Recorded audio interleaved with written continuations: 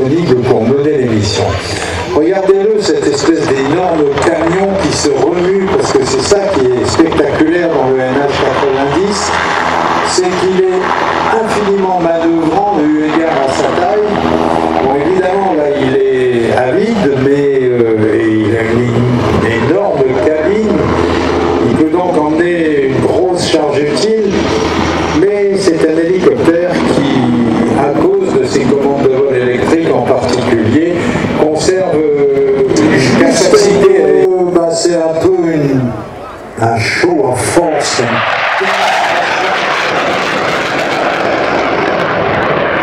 C'est juste pour montrer qu'on est là. A show of force is a low-level, high-speed pass using both noise and aircraft presence as a deterrent, and it carries no risk of collateral damage. C'est impressionnant parce que... Donc la démonstration de force, c'est un passage attaqué, on demande une passe et voici une passe canon en utilisant le Moser 37 mm.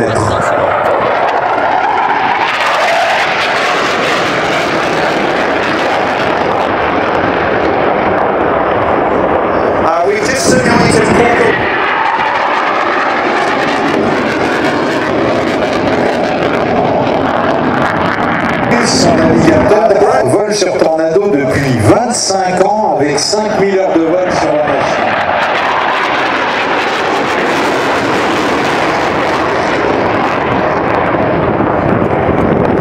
The second aircraft is being flown by Squad Leader Bev Thorpe, and his navigator is Flight Lieutenant Rich Parsons.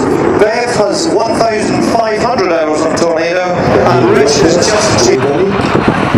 L'avion est un de Havilland Canada, enfin Canadair, Dash, je ne sais combien, à gauche, avec le compliment des Rafales du Normandie-Niamey et du Stratotanker du Bretagne.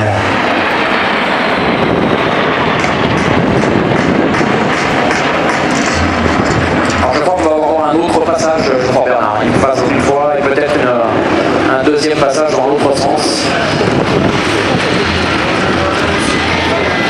C'est un salut, un passage à vitesse paisible, extraordinaire du seigneur Edgar Schmieux avec le moteur anglais Rolls-Royce Merlin.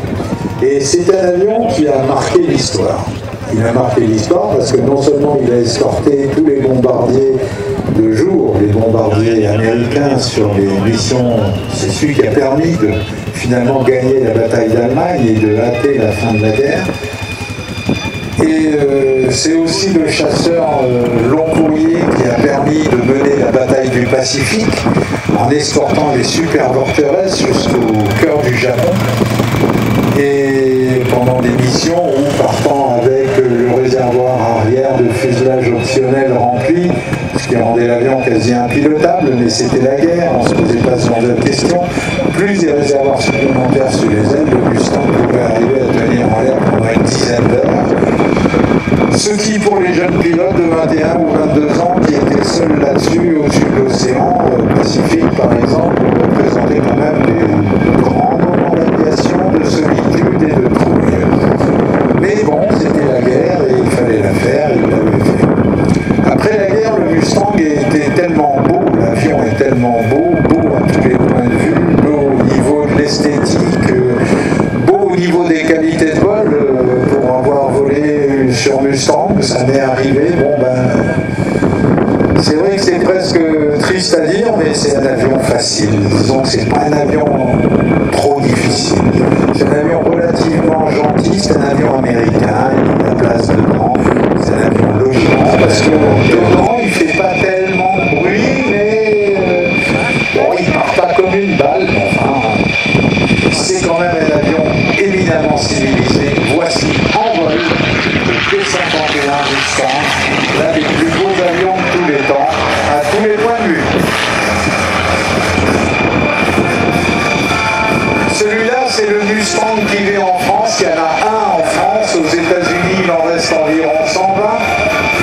Si vous voulez vous acheter un Mustang, il vous faudra sortir à peu près de 2,5 millions à 3 millions d'euros. Rien que ça. Et si vous achetez un Mustang, et ben vous en trouverez dans un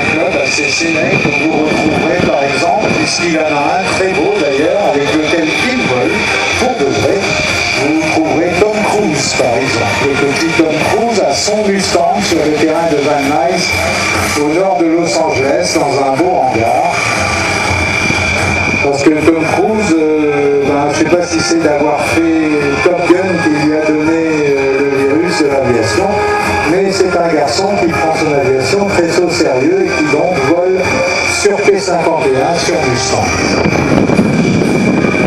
Le Mustang est donc un avion, un chasseur long courrier qui a servi par exemple à énormément de designers américains comme source d'inspiration, on l'a dit, pour l'automobile.